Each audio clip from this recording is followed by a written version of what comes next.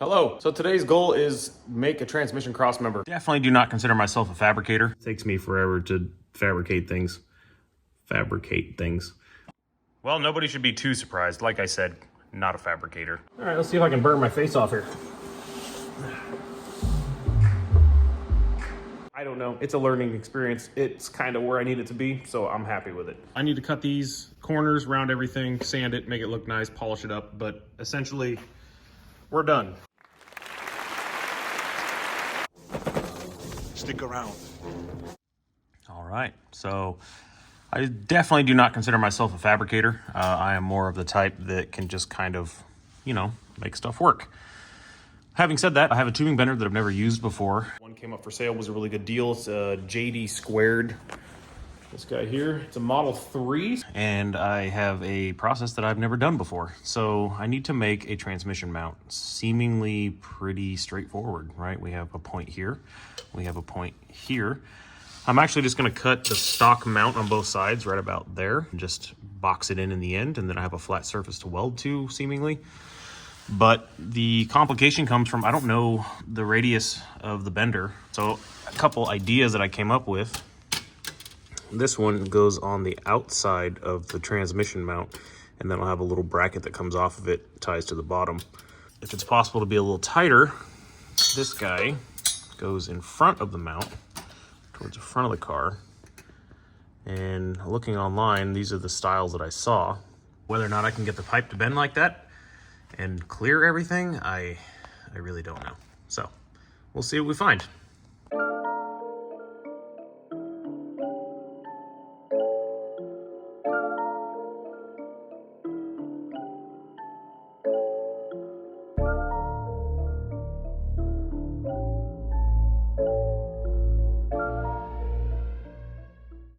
Well, nobody should be too surprised. Like I said, not a fabricator. First time using the tubing bender, as you saw in the time lapse.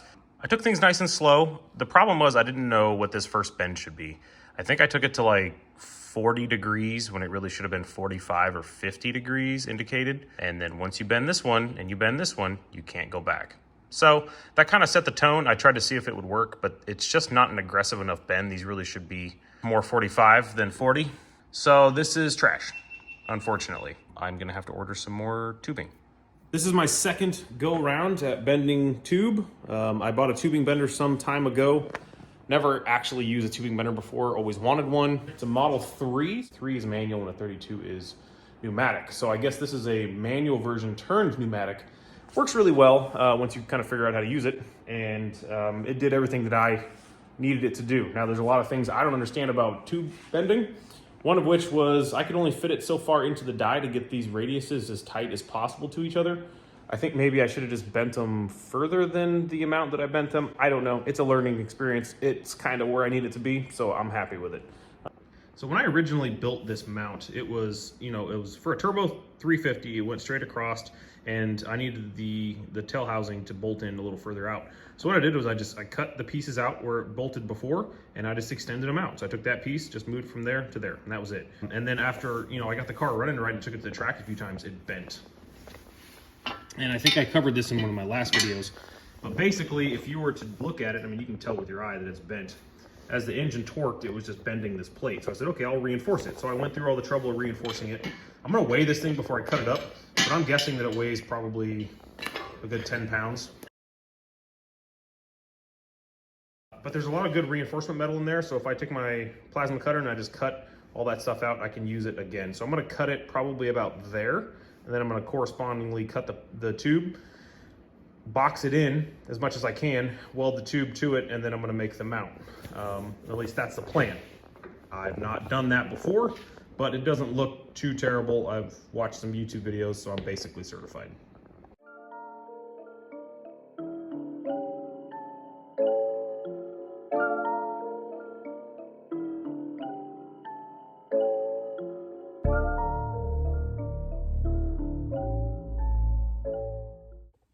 Well, hello, welcome back. So I turned off my time lapse because it just kind of was sitting there recording me just literally go back and forth to the sander, bring it back into the car, mark it, put it on the sander, put it back in the car, sand it. You get the idea. It took forever. but I wanted to creep up on it. I didn't want to cut too much, and I didn't want to kind of, you know, rush the process. So here we are, probably 4 hours later. Yeah, I know, it takes me forever to fabricate things. I'm just making it work. So here's what we got. I'm doing my best here to make sure you can see it. This is the issue of not having a lift. So this one is, you know, I'm sure that when you weld a tube to a straight surface, that you're not supposed to have it at such an aggressive angle. Just making do with what I got here. So the fit up's nice and tight. It's nice and flat. This is the passenger side. I'm just holding it up in place here. I'm gonna tack it in a little bit. I kind of just got it to this point. The driver's side, which looks even better. This one, I don't know how I got it right in the angle, but there it is. This is all gonna be kind of cut and rounded, but for right now, I just kind of had to tack it on there. So at this point, what we got, basically arrow to arrow, we're gonna have a flat plate. That's probably really loud, sorry. We're gonna have a flat plate here. It's gonna be gusseted on both sides. And then just probably a couple holes. And, you know, that's really all you need. I mean, one of the things that I'd probably recommend if someone's doing this, one, do it on a lift if you can, because it's such a pain in the ass to get back on your back, slide in and out, or get a nice jacket that slides you don't care about.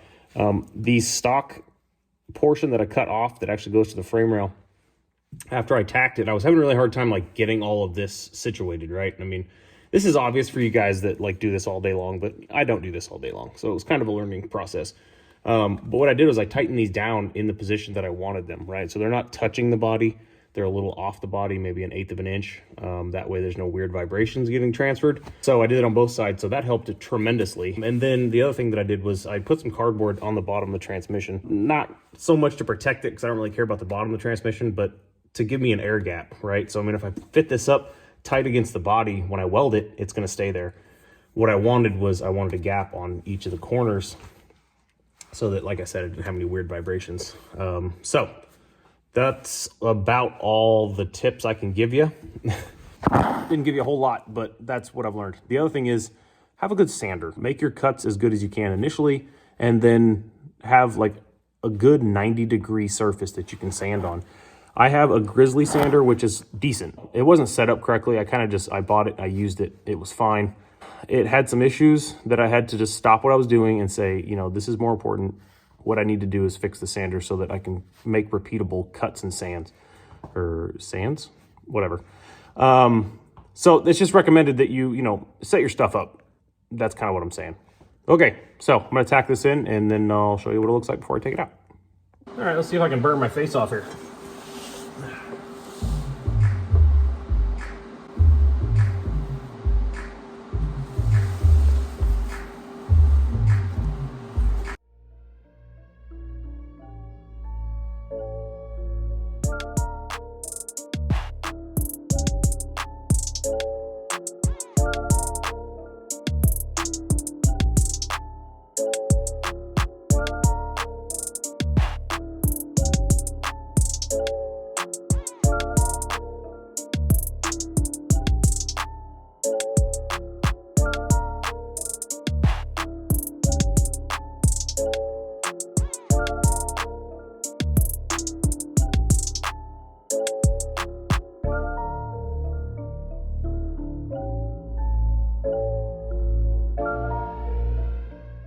All right, here we are, midnight. So I just spent the last hour welding this thing out. I probably should have spaced out the welds a little more. Basically, it went pretty well. It was at around 90 amps. Some of the corner joints, I hit it at 130 because I had a hard time getting the stick out to where I needed it. But it looks pretty good. So here, let me see if I can get you a little closer. So this thing's like blazing hot. You know, it's not perfect. I never claimed to be a perfect welder. Let me get you on that side there.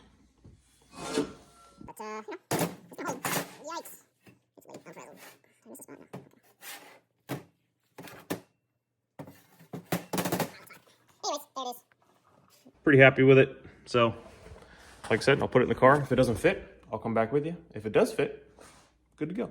Coming in this afternoon, we don't have any issues with the actual crossmember itself. Everything was fine. It's a little tight on the bolts, but I mean, I could just, you know, I can hog them out a little. So what we're doing is trying to make this mount.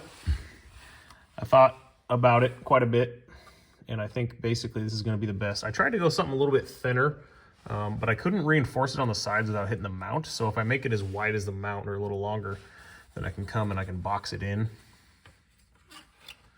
like so. Like that. This one is going to be a little bit heavy, but I'm just going to get some 1/8 inch. I think that's what this wall is. But I don't have a piece this big. I have some pieces, maybe like 1/4 inch, 3/16, but I don't have anything this big. So I'm going to have to wait and do that tomorrow. So at least it's made, and all I have to do is cut it out and weld it. So we'll do that tomorrow. All right, so moving on to a different subject. We need to push this U-joint off. This is the old yoke, obviously.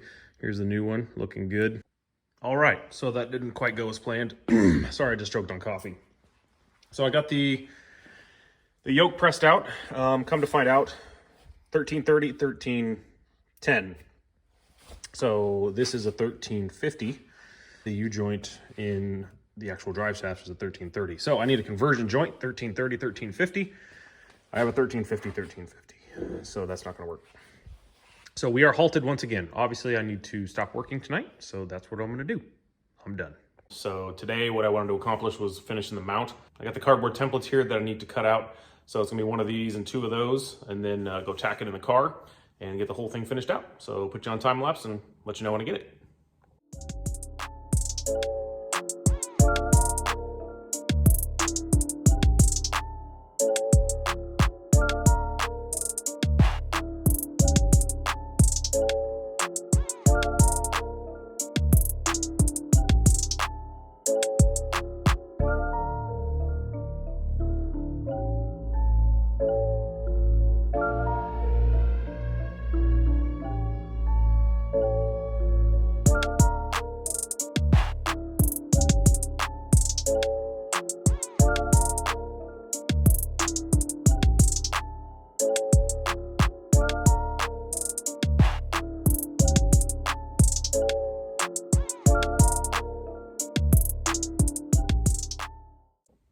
All right, so I didn't get quite as much done as I wanted, but I got quite a bit done. So I did an autogenous weld on this angle here because it fit up so well. I think it'll be fine. I welded the other side, which hopefully you can see. I can't see what you see. But, you know, I'm not a fabricator by any means, but stuff's sticking together. This edge is gonna be ground off here, which is a little extra, so. Is it beautiful? No. Am I gonna win any awards? No, I'm not. Is it gonna fall apart? No, it's not. All right, we'll see you. All right, so here's the finished product. I need to cut these corners, round everything, sand it, make it look nice, polish it up, but essentially, we're done. So maybe I over welded things. I don't know. Still super hot. Is it beautiful? No. Is it functional? Yeah.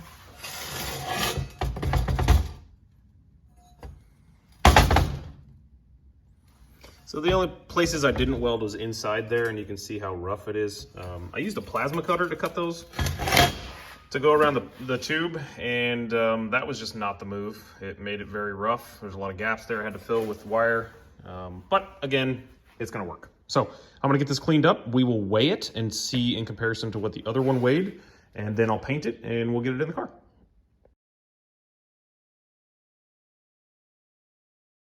All right, and here we are. So just kind of cleaned everything up, took the edges down on all the sharp stuff, bolted it in. Obviously, I'm gonna get some new bolts here, because those don't match and basically the wrong length. But she in there, and it works pretty darn good. Right about where I wanted it. It did warp a little bit, but it's not too bad. All right, we got the drive shaft together. This is the U-joint that I use. So this is a 1330 to 1350 adapter. Spiced are supposed to be one of the best ones. All went in there pretty easy. This was an internal snap ring before. Luckily, it's machined for an external as well. So kind of lucked out there. We'll see how that grease fitting works out. I really wanted one without a grease fitting, but I didn't really have the option. I literally couldn't find one.